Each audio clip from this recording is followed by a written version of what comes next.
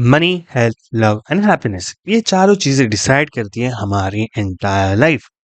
अगर इन चारों चीजों में हम मास्टर कर ले तो हम लाइफ में मास्टर करते हैं। पर अगर इन चारों में से हम किसी भी चीज में मिस कर जाए तो हमारी लाइफ इनकम्प्लीट फील होती है। तो क्वेश्चन ये है कि आप किस चीज में लूज कर रहे हो, एक चीज में, एक से ज्यादा वाली चीजों में, या फिर सारी चीजों में। टू बी ऑनेस्ट मैं सारी चीजों में कर रहा हूँ थोड़ा थोड़ा। और ये ऐसी चीज़ें नहीं है, आप सभी को पता है सारी चीज़ें इन पे ही आके अटक जाती हैं, इन चारों चीज़ों पे। और इनका इम्पैक्ट मतलब यही लाइफ हम कंसिडर करते हैं। बट प्रॉब्लम ये है कि जब भी हम इन चारों चीज़ों के बारे में सोचते हैं तो हम इसे वन बाय वन अचीव करने का ट्राई करते हैं। जैसे कि किसी को लगता है कि सबसे पहले हमें पैसा कमाना चाहिए, फिर हेल्थ आ जाएगी, कार आ जाएगा और हैप्पीनेस तो आ ही जाएगी। लाइक वाइस वर्सा, किसी को लगता है पहले खुशियाँ ही आ जाए, फिर प्यार आ जाएगा, फिर हेल्थ आ जाएगी एंड देन मनी। एंड ऐसे ही बहुत सारे परम्यूटेशन कॉम्बिनेशंस हमें देखने को मिल जाते हैं, जिनके हर एक प्रायोरिटी वाइज चीजें फर्स्ट होती है। बट प्रॉब्लम क्या है जिसके बारे में हम बात कर रहे हैं कब से, कि जब भी हम एक चीज पे फोकस करने जाते हैं तो हम बाकी तीनों को अवॉइड करते हैं।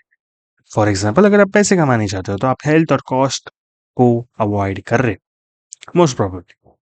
लेट्स बी रियल, जब भी हम ट्राई करते हैं, एफर्ट्स डालते हैं और हम देखते हैं कि हम एक पॉइंट पे आके हमें रिजल्ट्स नहीं मिल रहा है, तो हमारा कॉन्फिडेंस टूट जाता है, बहुत सारी चीज़ें लैक होनी शुरू हो जाती हैं। और डेफ़िनेटली क्योंकि हमने बाकी 3 चीज़ों को अवॉइड करा है और इस चीज़ में भी हम सक्सेस नहीं पा रहे हैं, तो डेफ़िनेटली आपने कुछ स्टार्ट ही नहीं किया अभी तक।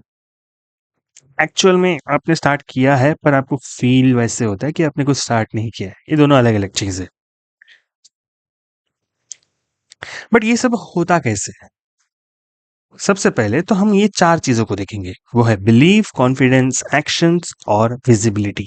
सबसे पहले बिलीफ। तो सबसे पहले हमारे दिमाग में एक बिलीफ आता है कि हम ये चीज़ अचीव कर सकते हैं, उसके बिना आप डेफिनेटली कॉन्फिडेंट नहीं हो सकते। अगर आपको लगता है कि आपको लैक ऑफ कॉन्फिडेंस है तो आपको समझ जाना चाहिए कि आप बिलीव नहीं करते उस चीज़ पे, या फिर आप अपोजिटली बिलीव करते हो उल्टे डायरेक्शन में। तो उल्टे डायरेक्शन वाला कॉन्फिडेंस ज़्यादा हो जाता है। ठीक है? तो जब भी आपको कॉन्फिडेंस आता है, आपको रास्ते दिखने चालू हो जाते हैं, जो कि हम उसे विज़िबल वेज़ कहते हैं। इमेजिन करो कि हम आपको एक अंधेरे कमरे में डाल दिया गया है और आपके पास धनुष्य बाण है और आपको एम करने का है एरो किसी एमिंग बोर्ड पे। But due to blackness around आपको कुछ चीज़ें दिख नहीं रही है, हर जगह पे डार्कनेस है। तो इससे आप क्या बिलीव करोगे?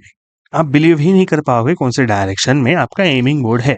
इससे आपका कॉन्फिडेंस कहाँ होगा? ऑब्वियसली कहीं नहीं होगा, क्योंकि आपको पता ही नहीं है कि कहाँ पे है एमिंग बोर्ड। आप ट्राई करोगे, एरो शूट डाउन करोगे और लकीली लग गया तो you are a winner.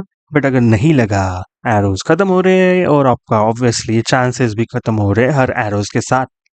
And and में ऑब्वियसली जब एरोज खत्म ही हो जाएंगे, तब आप कुछ नहीं कर सकते हो ट्राई, तब आप पूरे हेल्पलेस फील कर जाओगे। तो वही चीज हमारी हो रही है यहाँ पे, कि हमारा कॉन्फिडेंस जब लैग होता है वो है due to lack of belief. अब ये बिलीफ कहाँ से आता है? ये बिलीफ्स, अगर समझो, वही सिचुएशन है, आपको अंधेरे डार्कनेस रूम में भेज दिया गया है और किसी ने आपको बोला कि आपको ना एम इस डायरेक्शन में करना है, क्योंकि मैंने इस डायरेक्शन में बोर्ड रखा है। तो आपका यहाँ पे कुछ सॉर्ट ऑफ बिलीव बनेगा। तो बिलीव से आपको कॉन्फिडेंस बनेगा कि भाई साहब, आपका 90% एरिया को आपको फोकस नहीं करना है, आपको सिर्फ इस 10% एरिया पे फोकस करना है। तो इन्फॉर्मेशन यहाँ पे रोल प्ले कर रही है। और इतना ही नहीं, ये बोल के मैंने प्लस आपको एक टॉर्च पकड़ा दी, तो अब आप एक लाइट दिख रहे हो उस एमिंग बोर्ड के यहाँ पे, उस डायरेक्शन के यहाँ पे एक मैंने लाइट डाल दी, तो आपको एक्चुअल में एमिंग बोर्ड भी दिख रहा है। तो आपको अभी कुछ नहीं करना है, अभी आपको एक्शंस जो आप लेने वाले थे, जो कि पहले केस में भी आप ले रहे थे, अभी जो एक्शंस लोगे आप, वो वेल प्लान्ड होंगे।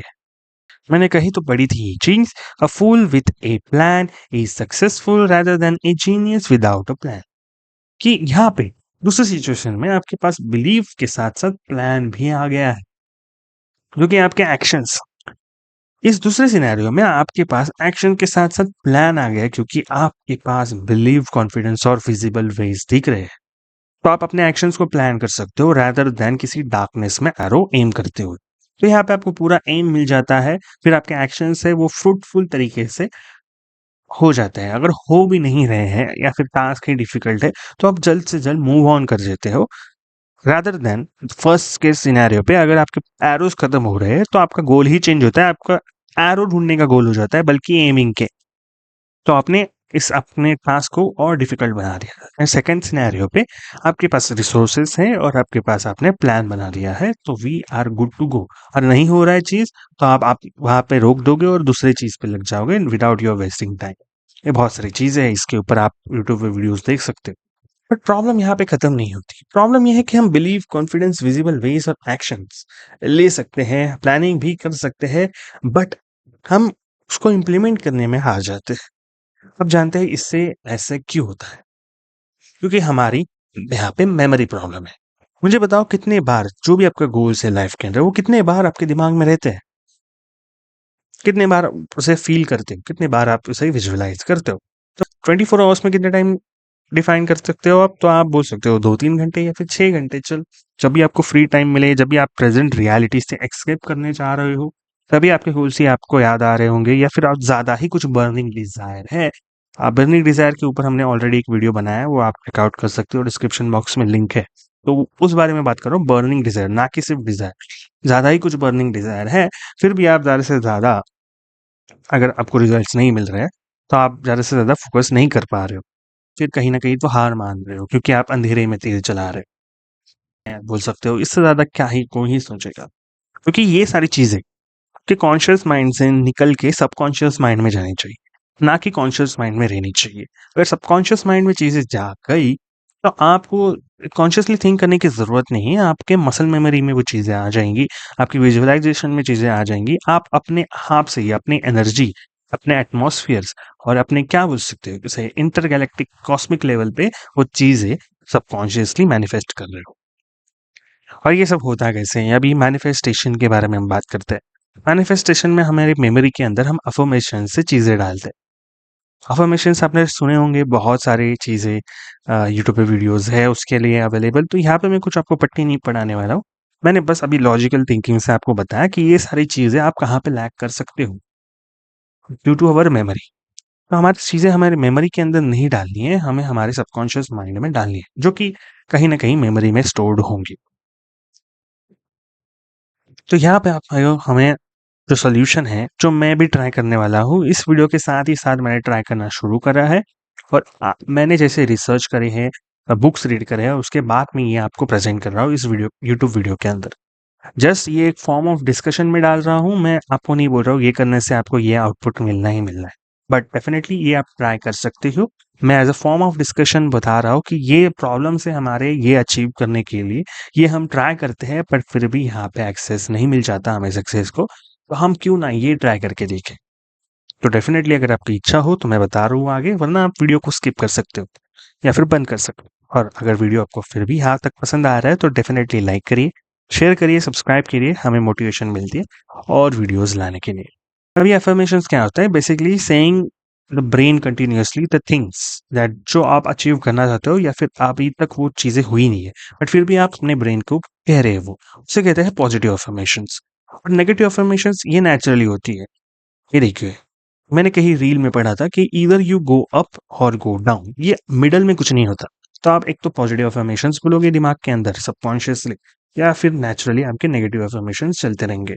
अब ये नेचुरली आप पॉजिटिव बोल सकते हो और नेचुरली अभी नहीं मिल रही है सक्सेस तो आप नेगेटिव बोल रहे हो। मेरे ख्याल से मैं अभी तक ये समझ पाया हूँ।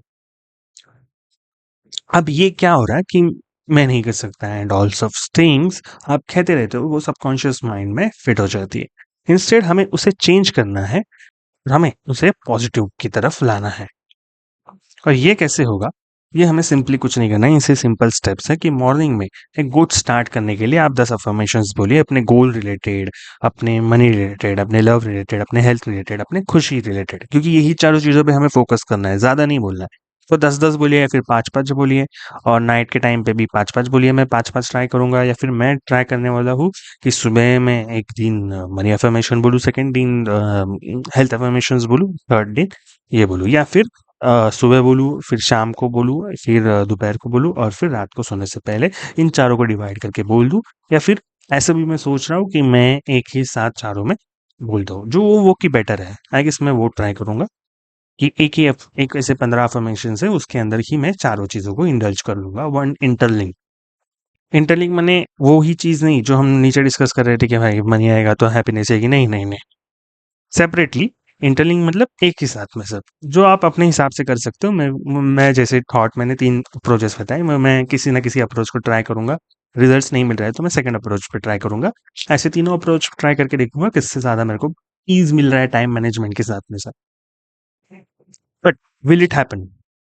द लास्ट क्वेश्चन अवर, क्योंकि यहाँ पे बहुत सारे मल्टी फैक्टर्स हमारे अंदर आ जाते हैं, क्योंकि हर एक का एनवायरनमेंट अलग होता है, हर एक की सिचुएशंस अलग होती है। बट डेफिनेटली ये अफर्मेशन से आपको कोई गुड वाइब्स मिलना शुरू हो जाएंगे। और ये सारी चीज़ें आपको और डेप्थ में समझनी है, और तो मैं वीडियो प्रॉपर लाऊंगा। ये तो मैंने डिस्कशन फॉर्म में यहाँ पे प्रेजेंट करने का ट्राई करा है, बट एक लॉ ऑफ अट्रैक्शन के ऊपर हम ज़रूर वीडियो बनाएंगे। पर उसके लिए मैं और ये एक्सपीरियंस भी लेना चाहूँगा, क्योंकि ये अगर मैं वीडियो बना रहा हूँ तो मैं कुछ खुद कर रहा हूँ, इसे अप्लाई इसलिए बना रहा हूँ और आपको ट्राई करने के लिए सजेस्ट कर रहा हूँ। करना है कि नहीं करना है, ये होगा कि नहीं होगा, मुझे नहीं पता। बट डेफिनेटली ये कंक्लूजन से जो हमने नीचे डिस्कस करे हैं, उस वजह से डेफिनेटली मुझे लगता है कि ये काम करना चाहिए। और नहीं भी करेगा तो कोई बात नहीं, कोई कौन सा पैसा खर्च कर रहा है, और कुछ अच्छी ही चीज़ें बोल रहे हैं हमारे साथ हम, तो कोई बुराई नहीं है। तो जो भी लोग ट्राई करने वाले हैं उसका नीचे कमेंट बॉक्स में आप एक्सपीरियंस लिख लेना।